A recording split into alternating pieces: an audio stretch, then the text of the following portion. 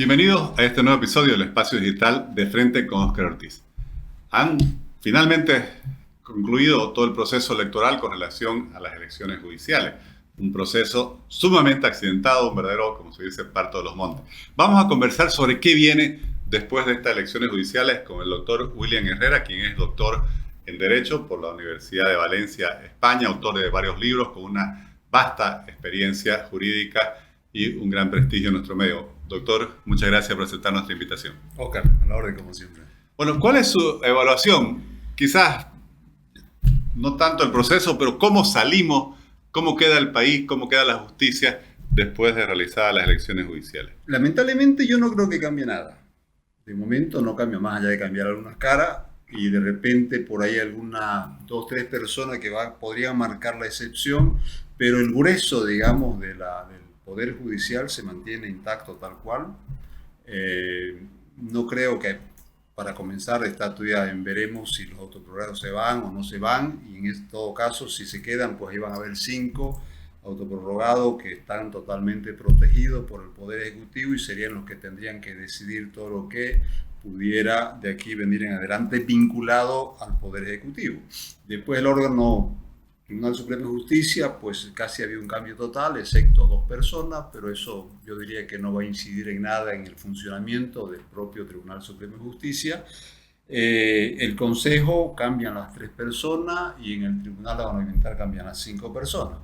Pero insisto, estamos hablando de una estructura que viene ya más de 15 años, desde 2006 hasta acá, digamos, y va a ser muy difícil, por lo menos yo no creo que este gobierno permita alguna innovación significativa al interior del Poder Judicial. Pues, recordemos que el MAS en ningún momento le interesó hacer una gran reforma judicial, que es lo que se necesita, digamos. Se han hecho algunos parches por ahí, pero que no han tenido ningún impacto. Por ejemplo, sacaron a los jueces ciudadanos en su momento, porque en teoría estaban retardando la justicia y que iban a resolver el problema, y al contrario, eso creo que profundizó mucho más el problema.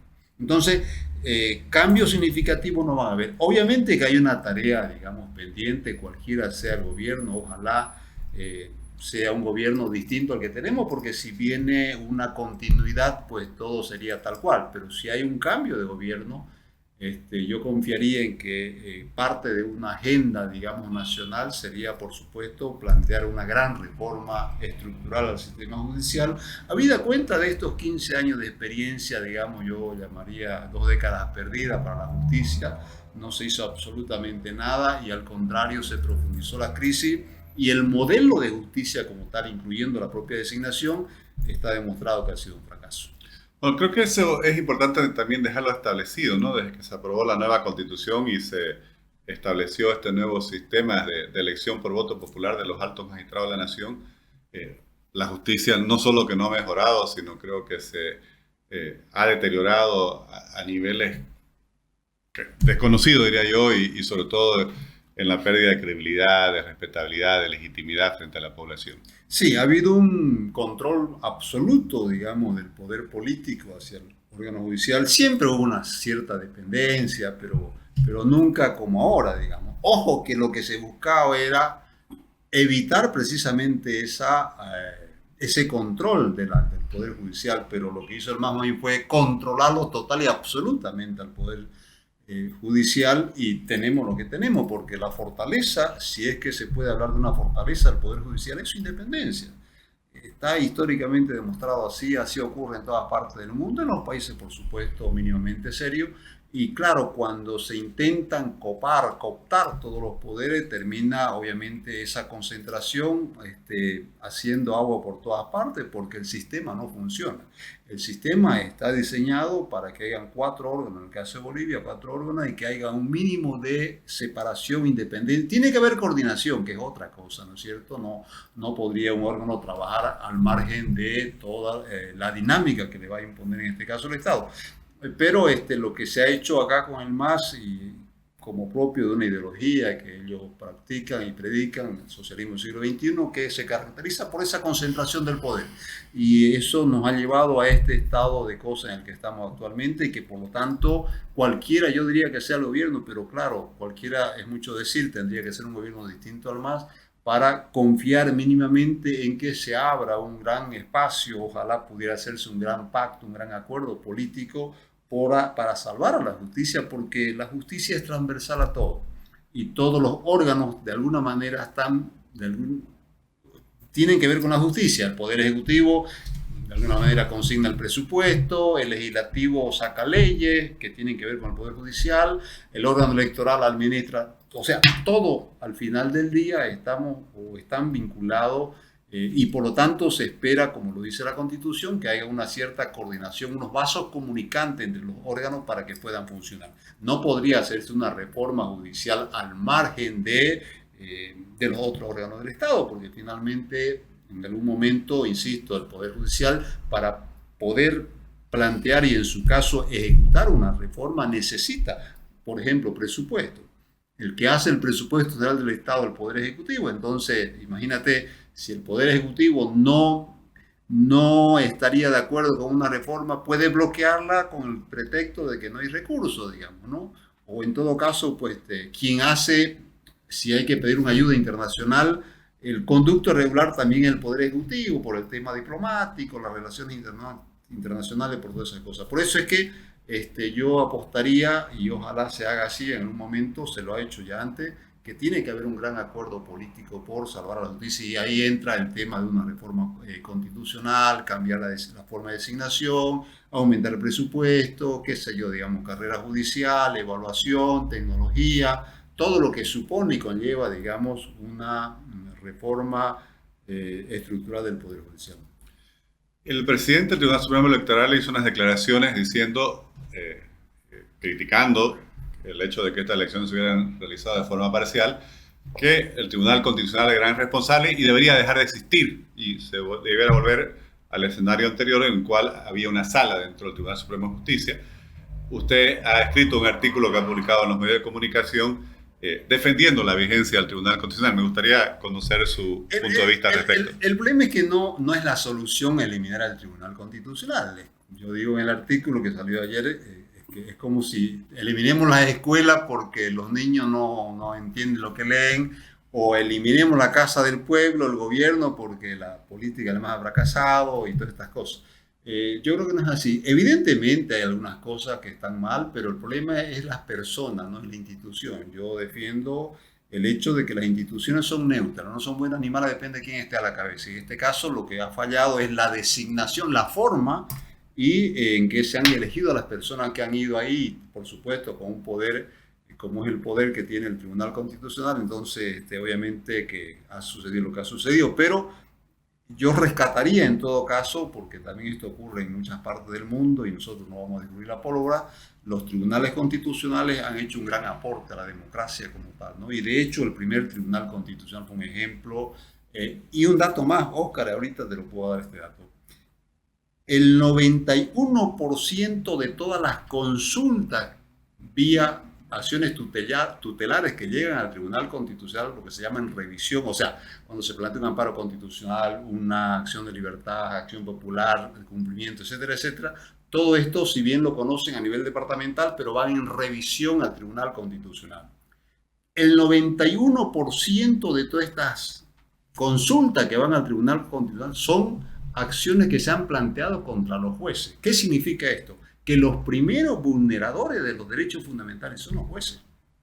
Entonces, si eliminamos el Tribunal Constitucional, imagínate, volvemos a estar en manos de la justicia ordinaria, imagínate los niveles de vulneración de los derechos fundamentales. Entonces, ahí es donde yo critico un poquito de que no se justifica, digamos, por un par de cosas o más cosas que han salido del Tribunal Constitucional, proponer precisamente su eliminación como si eso resolviera el problema. Yo creo que eso no resuelve el problema, sino más bien que eso podría profundizar mucho más la crisis al interior del Poder Judicial. El tribunal ha hecho muchas cosas, se ha equivocado como es lógico, pero depende mucho de las personas que vayan ahí. Por eso yo pongo siempre como ejemplo el primer Tribunal Constitucional.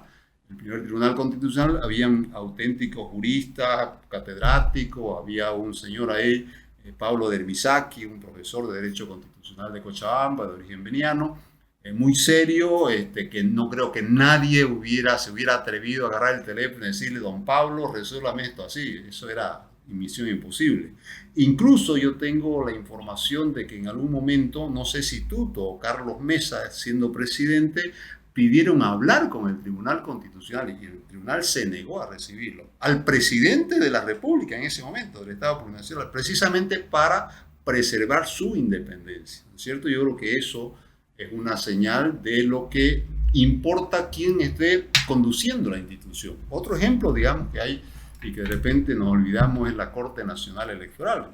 La Corte allá por los años 89, cuando lo hicieron al tercero presidente, a Jaime Paz, se denunció que había la banda de los cuatro, que eran los que manipulaban los votos y un escándalo público, y eso finalmente terminó nombrándose a nuevos, entonces se llamaban creo vocales, igual que ahora vocales de la Corte Nacional Electoral. ¿Quién estaba a la cabeza de eso? Un señor Huáscar Cajía. Toda una institución, un señor muy reconocido, igualmente profesor, catedrático, fue director del periódico Presencia mucho tiempo, una persona muy seria, y todo el tiempo, creo que fueron 10 años los que estuvo este señor y toda la gente que lo acompañó, ningún reclamo en todos los procesos eleccionarios que hubieron mientras él estuvo al frente. ¿Por qué? Por la credibilidad y por el respeto, digamos, de la persona en particular. Entonces, no es la persona la que hace el cargo, yo creo que es el cargo, ¿cómo es? Es la persona en la que hace la institución, no la institución a la persona, ¿no es cierto? Y creo que es un ejemplo que hay que recordarlo porque es muy importante esto a propósito del comentario de ayer. Doctor Herrera, usted hablaba de personas y aquí tenemos unos ciudadanos que acaban de ser electos, no se ha proclamado todavía cuando hacemos esta grabación quiénes son los ganadores, pero bueno, va a haber unos ciudadanos recientemente electos con un periodo constitucional, con legalidad y la legitimidad de la reelección recién realizada, y otros ciudadanos que están con periodo vencido. Más allá de la coyuntura política, usted como constitucionalista, ¿qué debiera pasar? ¿Podrían convivir estas dos categorías, por así decir, de magistrados, o debiera prevalecer los recientemente electos? ¿Qué es lo que diría Yo sé que es una situación absolutamente anormal, claro, pero como constitucionalista, ¿cuál sería su criterio? Primero, digamos que el hecho de que no se hubieran elegido a todos los postulantes o que la Asamblea Legislativa no hubiera fracasado, porque gran parte del fracaso de todo este proceso eleccionario se debe a la Asamblea Legislativa y por otro lado al Tribunal Constitucional. Entonces eso, de hecho, digamos, le está vulnerando el derecho político que tienen los departamentos en los que no se ha elegido representante para el Tribunal Constitucional, por un lado. Por otro lado, ha supuesto también una discriminación para estos departamentos. Santa Cruz, por ejemplo, Santa Cruz, Beni, Pando, Tarija, no han elegido para el Tribunal Constitucional, o sea, no tienen representante. De alguna manera se establece así porque son 9 magistrados, uno por cada departamento, un titular y un suplente. Entonces, en todos aquellos departamentos donde no se pudo elegir a los magistrados para el Tribunal Constitucional, pues por un lado se le ha vulnerado el derecho al ciudadano de poder elegir y por otro lado se ha discriminado a esos departamentos. Ha surgido la idea, que no me parece tan mal, digamos, con tal de salvar la situación, de que los suplentes que salgan elegidos pudieran asumir la titularidad y que los autoprorrogados se vayan a su casa, por lo menos es lo que ha dicho el ministro de Justicia. Si es así, me parece una salida, digamos, bastante interesante. Parece que el gobierno se ha dado cuenta que le hace mucho más daño, en este caso, los autoprorrogados, y además ya cumplieron su misión, que era, creo yo, por un lado quitarle la sigla a Evo y por otro lado inhabilitarlo, con la perspectiva de que Luis Arce va a ir a una reelección. Entonces, como quien dice, ya lo usaron, parece que ya lo tienen por descartado, van a buscar la forma aparentemente de cesarlo y de modo que suban los nuevos suplentes que han sido elegidos en esta elección. Si bien no habría un tribunal con 9 magistrados titulares, pero bueno, como el Tribunal Constitucional comenzó con 5, después fueron 7 y ahora son 9, por lo tanto el número 2 más, 2 menos creo que no hace precisamente a la legitimidad. En todo caso, mucho más daño le hace al sistema judicial el hecho de que haya unos autoprorrogados ahí, digamos que nadie los autoprorrogó, ellos se autoprorrogaron, y por lo tanto con todas las últimas sentencias que han sacado, particularmente la sala esta cuarta, eso es mucho más dañino, mucho más perverso que en este caso subirlo a los suplentes, que en todo caso vienen también finalmente siendo producto de una elección como la que hubo el domingo. Se presume, por lo menos lo dicen los estudios de opinión pública, que Bolivia vive un escenario de fin de ciclo político y que por lo menos en términos democráticos, las próximas elecciones darían lugar a un nuevo ciclo político, se entiende, con alguna fuerza, plenamente comprometida con los principios democráticos. ¿Qué es lo que habría que hacer cuando se habla de la reforma de la justicia? ¿Qué visualiza usted hacia adelante? ¿Cómo se debería encarar una reforma de la justicia que obviamente va más allá de solo la elección de los altos magistrados? Claro, yo creo que, insisto yo en que tiene que haber un acuerdo político por todo ese componente, por toda esa transversalidad que tiene, digamos, la justicia, y una reforma, por supuesto, también compromete a todos los órganos del Estado, entonces, incluso a los partidos políticos y a la clase política, en fin. Entonces, lo ideal es hacer un acuerdo político, sentar unas bases, digamos, para sobre eso desarrollar una reforma. Ahí incluye modificar la Constitución para a su vez modificar la forma de designación, que es uno de los grandes problemas, pero es uno. El otro gran problema es el tema económico, el presupuesto. Hemos dicho muchas veces, lo hemos hablado, que el presupuesto del Poder Judicial no llega ni al 1% del presupuesto general de la Nación. Y con ese 0,50%, pues es imposible pensar en tener una justicia mínimamente de calidad. Siempre, si seguimos en la línea que estamos, vamos a tener una justicia tan pobre como es, digamos, franciscana, por decirlo de alguna manera, como es el propio presupuesto que se le asigna al Poder Judicial.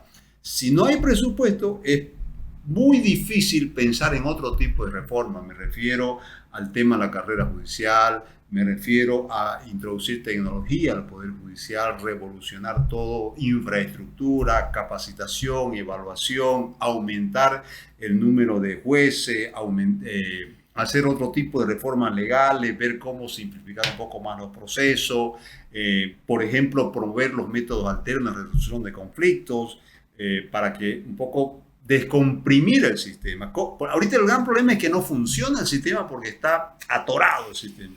Entonces el primer paso es cómo desatorar el sistema, y para desatorar el sistema habría que abrirse un poco hacia los sistemas alternos, conciliación, arbitraje, salida alternativa, implementar la conciliación, que ha funcionado, posiblemente sea una de las pocas reformas que ha tenido algún impacto, y por lo tanto habría que ver más bien cómo profundizar, cómo mejorar el propio modelo de conciliación, que creo que es bueno y es necesario.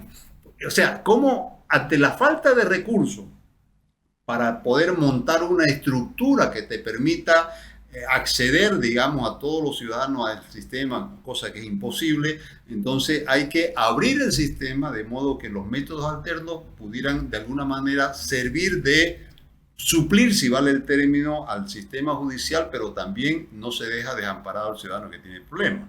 Entre eso, por ejemplo, crear jueces, el nombre es lo de menos, jueces de paz, jueces municipales, no importa, pero digamos que ese ciudadano que está allá en la otra punta, en el otro extremo, allá de Cotoca, un lado lejísimo, no sé dónde, no tiene por qué venir hasta el centro de la ciudad a resolver un problema casero. A ese ciudadano había, o a esa, ¿cómo se llama esto? De los municipios que hay en los lugares, no recuerdo exactamente el nombre ahora, que se llama una suerte de regionalización de los municipios.